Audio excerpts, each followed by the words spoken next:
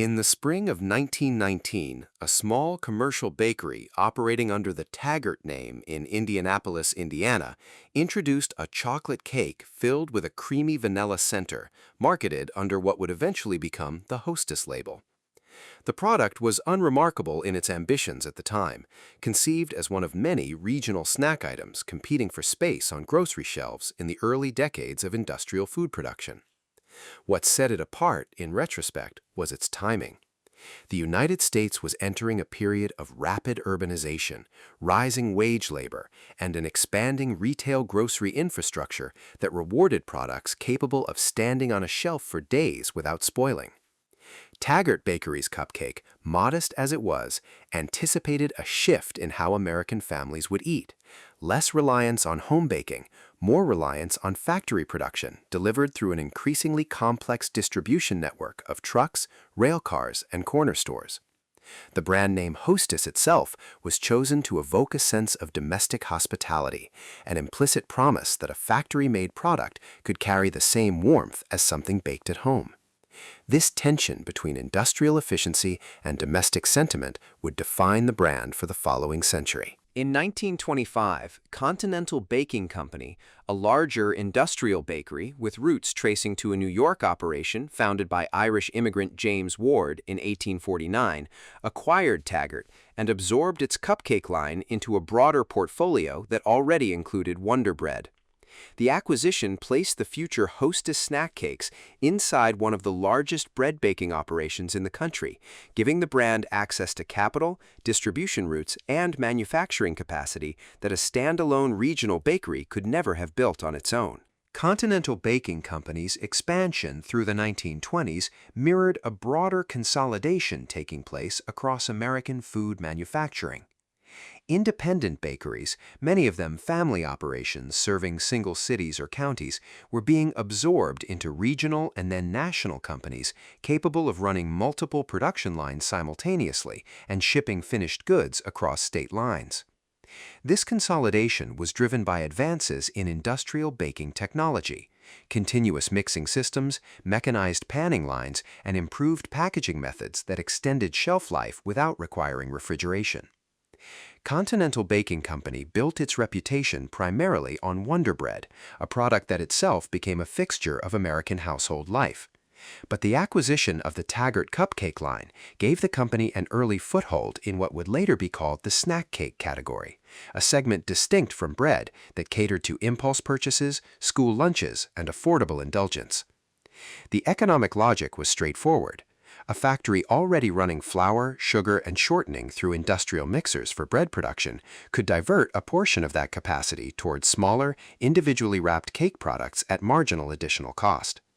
This logic of shared industrial infrastructure, rather than any single creative breakthrough, explains much of how the Hostess product line grew during its first 2 decades. The company's bakeries, concentrated in the Midwest and expanding outward, became nodes in a national network that connected agricultural commodity markets to suburban grocery aisles, a structure that would remain largely intact with periodic disruptions for the next 90 years. The product most closely associated with the Hostess name today originated not from a long-term strategic plan, but from an operational observation made by a single employee. James Alexander Dewar, a baker working at Continental Baking Company's plant in Schiller Park, Illinois, noticed in 1930 that the machines used to produce a seasonal strawberry-filled shortcake sat idle for much of the year, since fresh strawberries were unavailable outside a narrow harvest window. Dewar proposed repurposing the equipment to produce a small sponge cake filled with a banana-flavored cream, a product that did not depend on a seasonal fruit supply and could therefore be manufactured year-round. According to multiple public accounts, Dewar settled on the name Twinkie after seeing a billboard advertisement for twinkle-toe shoes while traveling, though the precise details of this naming story vary slightly depending on the source and should be treated as a popularized account rather than a fully documented record. The Twinkie launched at a retail price of 2 for a nickel, a price point calibrated for affordability during the early years of the Great Depression, when discretionary household spending on food had contracted sharply across the country. The product's success during this period owed much to its low cost relative to other packaged sweets, as well as to its long shelf life, which reduced waste and spoilage losses for both the bakery and the retailer. Within a few years, the Twinkie had become one of the best-selling items in Continental Baking Company's snack division, establishing a pattern that would recur throughout the company's history. A low-cost, mass-produced item engineered around manufacturing efficiency rather than premium ingredients, sold primarily on the basis of price, convenience, and nostalgia rather than nutritional positioning. The Second World War altered the Twinkie's recipe in a way that became permanent. Banana supplies to the United States were significantly disrupted during the war years due to shipping constraints and the redirection of cargo capacity toward military logistics, and banana imports from Central America and the Caribbean fell sharply as a result. Continental Baking Company responded by reformulating the Twinkie's filling from banana cream to vanilla cream, a substitution driven by ingredient availability rather than consumer preference research. The vanilla formulation proved popular enough that the company never reverted to banana cream as the standard filling once post-war banana imports resumed, though banana-filled Twinkies have periodically returned as limited or seasonal items in later decades. This wartime adaptation illustrates a recurring theme in the company's institutional history: product decisions driven primarily by supply chain constraints and manufacturing economics, later absorbed into the public narrative as deliberate creative choices.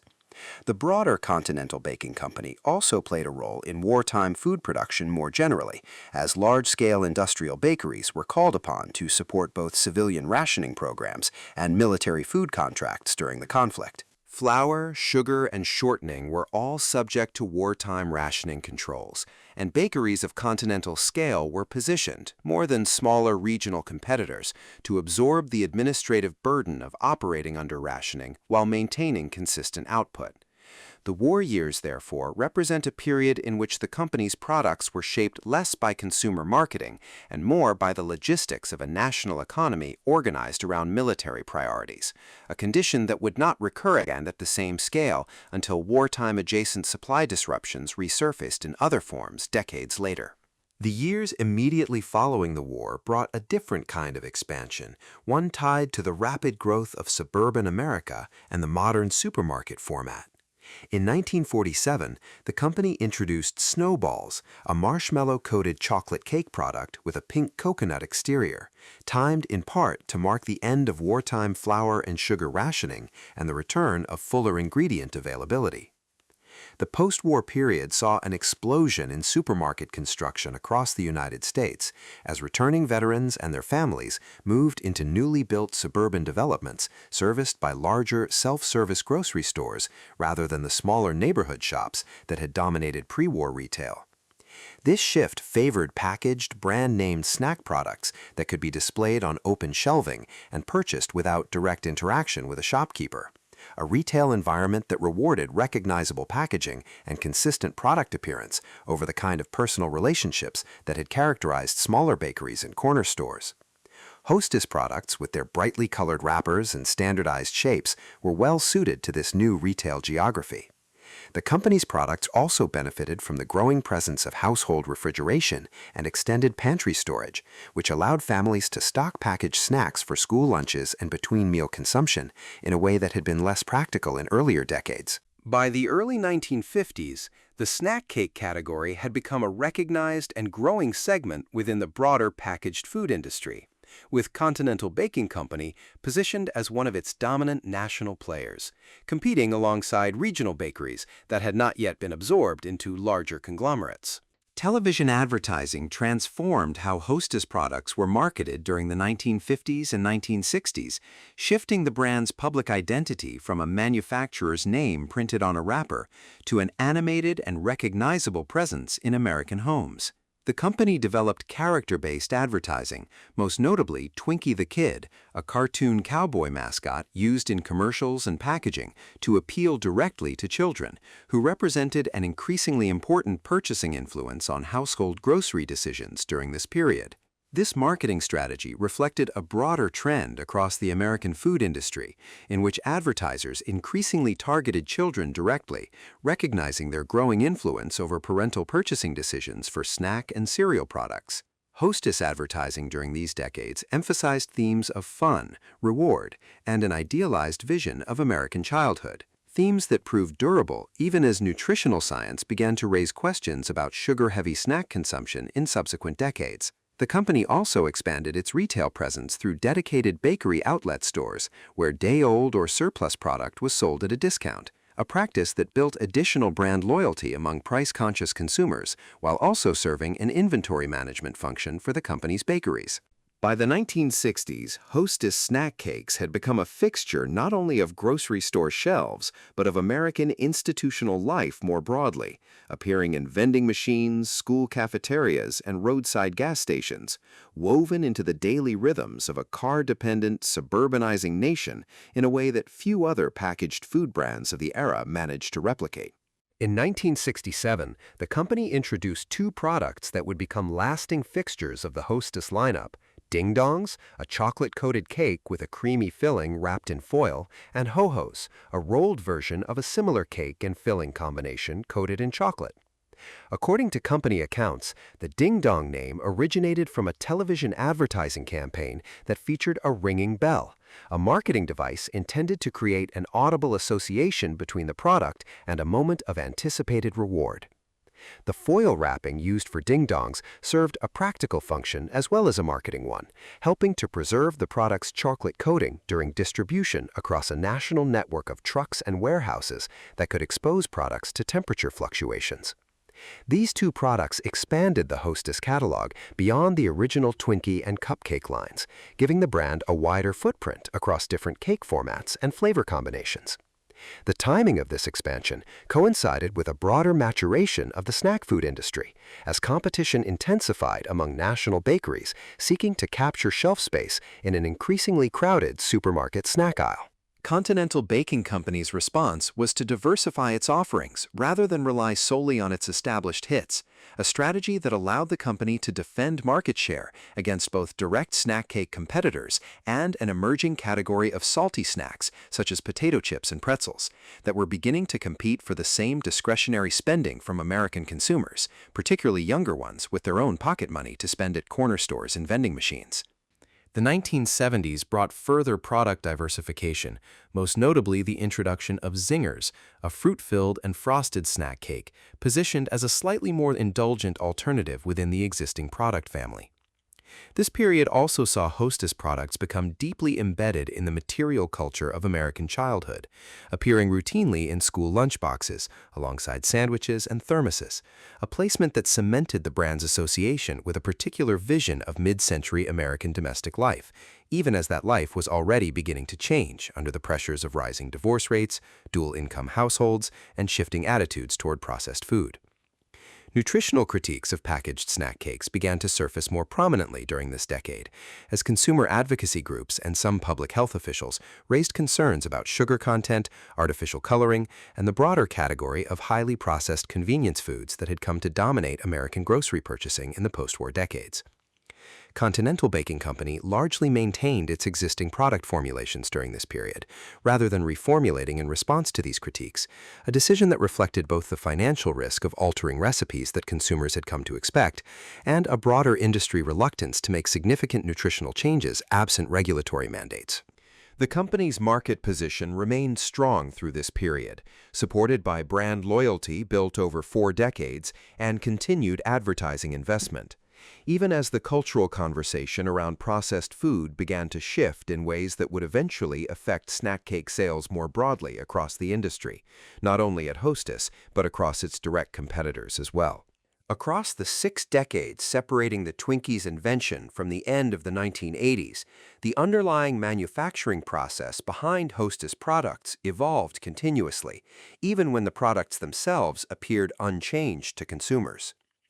Early production relied on batch mixing and hand finishing steps that limited daily output per facility, but Continental Baking Company and its successors progressively adopted continuous mixing systems, automated deposit equipment, and high-speed wrapping lines that allowed individual bakeries to produce volumes unimaginable under the methods used in 1930. Foil and waxed paper wrapping technology, introduced gradually across the product line beginning in the 1950s and 1960s, addressed a genuine technical problem rather than serving only a cosmetic purpose. It slowed moisture loss and oxidation, extending usable shelf life enough to support the long, multi-stop delivery routes that direct store delivery distribution required. Refrigeration and preservative systems intended to inhibit microbial growth at room temperature,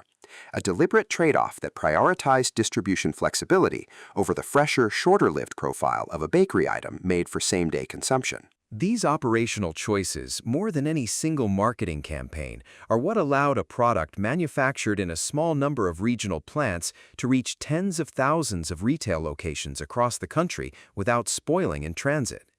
The through line connecting the 1930s production floor to the heavily automated, much smaller manufacturing footprint of the company's post-2013 era is the same underlying logic: engineering a product and its packaging specifically for the realities of national-scale industrial distribution, an approach that, more than any particular recipe, defines what made Hostess products commercially viable across a century of changing ownership. A significant ownership change occurred in 1995 when Interstate Bakeries Corporation, a Kansas City-based baking conglomerate with its own history of mergers and acquisitions across the American baking industry, acquired Continental Baking Company and absorbed the Hostess brand into its broader portfolio.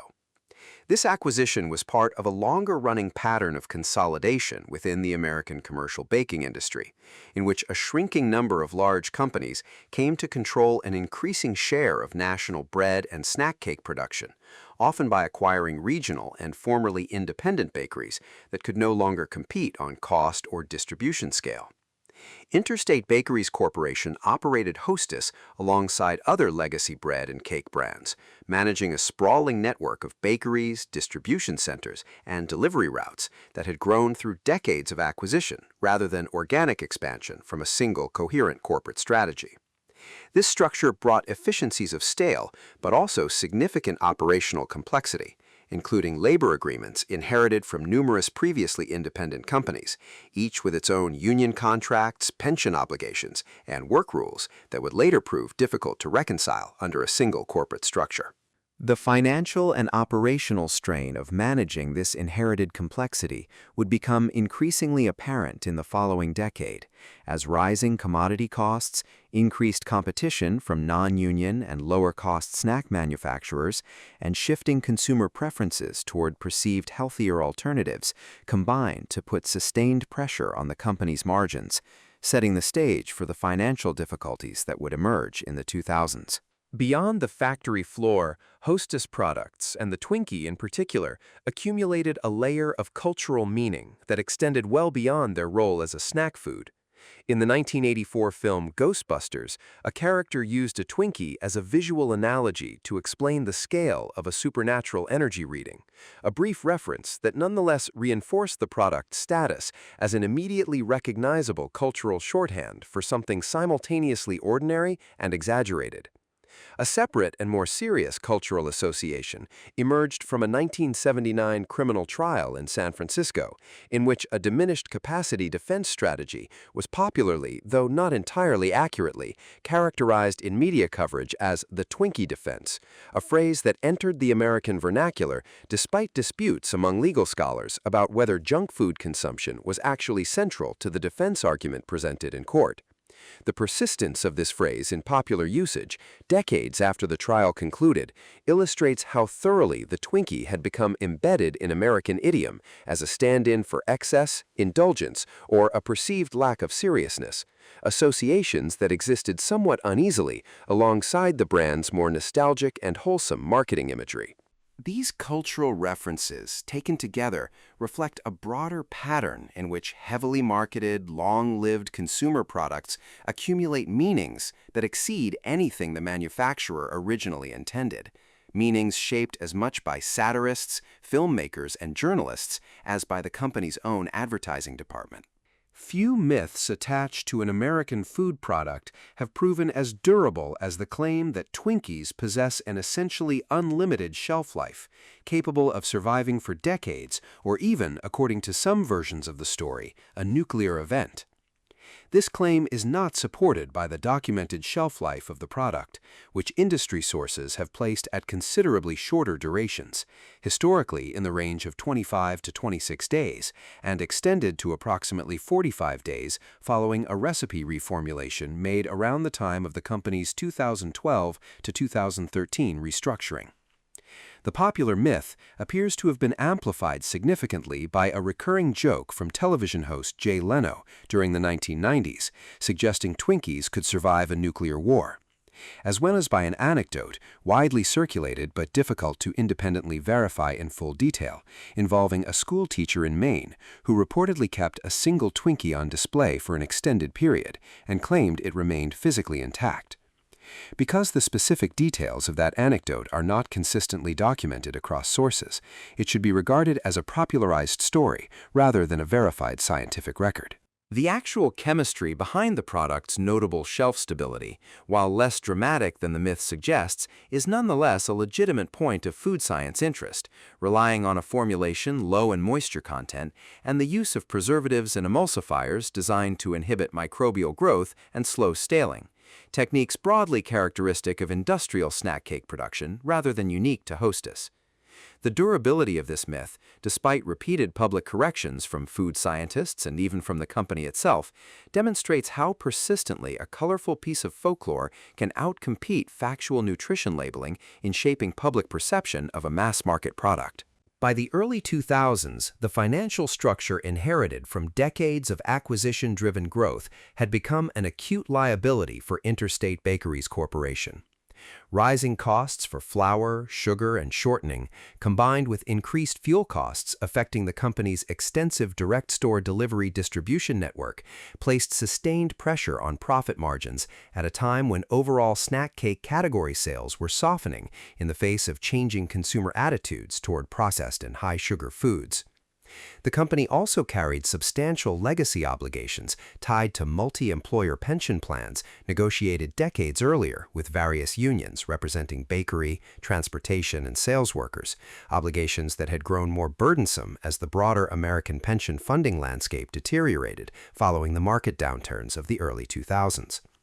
Competing against both unionized regional bakers and a newer generation of lower-cost non-union snack manufacturers, Interstate Bakeries Corporation found itself structurally disadvantaged on cost, even as its brand recognition remained strong, a mismatch between balance sheet reality and consumer perception that would prove difficult to resolve through incremental measures alone. Management attempted various cost containment efforts during this period, including selective plant consolidations and renegotiated supplier contracts, but these measures proved insufficient to offset the combined weight of commodity inflation, fuel costs, and pension liabilities accumulated across more than 3 decades of acquisitions. In September 2004, Interstate Bakeries Corporation filed for Chapter 11 bankruptcy protection, beginning a restructuring process that would last more than 4 years and involve significant plant closures, workforce reductions, and renegotiation of labor agreements across its national operations.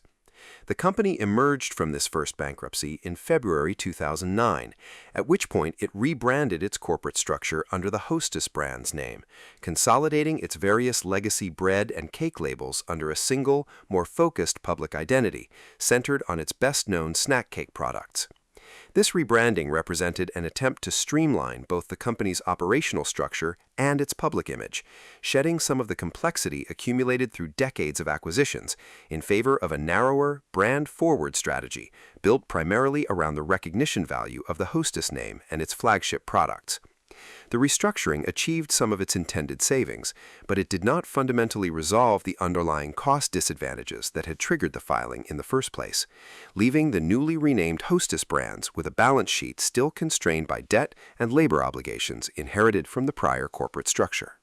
The respite proved short-lived. Less than 3 years after emerging from its first bankruptcy, Hostess Brands filed for Chapter 11 protection again in January 2012, citing continued pressure from rising commodity and labor costs, an inability to achieve sufficient cost savings through renegotiated union contracts, and a capital structure still burdened by debt taken on during the previous restructuring. Throughout much of 2012, the company continued operating while attempting to negotiate further concessions from its largest unions, including the Bakery, Confectionery, Tobacco Workers, and Grain Millers International Union, whose membership represented a significant share of the company's production and distribution workforce.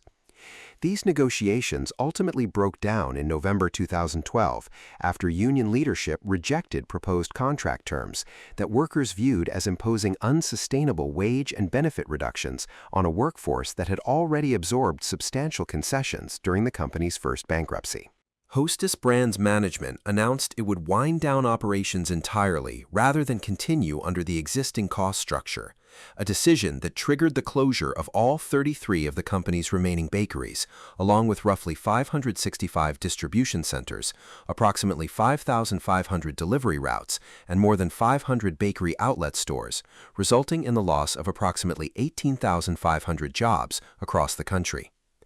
The dispute over whether the shutdown represented an unavoidable financial necessity or a strategic decision to shed labor obligations before a sale of company assets remains a matter of public disagreement, with union representatives at the time characterizing the closure as a deliberate pressure tactic, while company executives maintained that liquidation had become the only financially viable option remaining.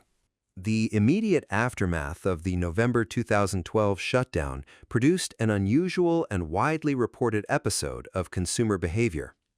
As word spread that no more Twinkies, Ding Dongs, or other Hostess products would be manufactured under the existing corporate structure, many consumers began purchasing and stockpiling remaining inventory from grocery stores at a notable pace, while some individuals listed boxes of the products for resale online at prices substantially above their original retail value. This phenomenon, often described in contemporary media coverage as a Twinkie shortage or Twinkie panic, reflected both genuine nostalgic attachment to the products among American consumers and a degree of media-amplified novelty around the apparent disappearance of a long-standing cultural fixture.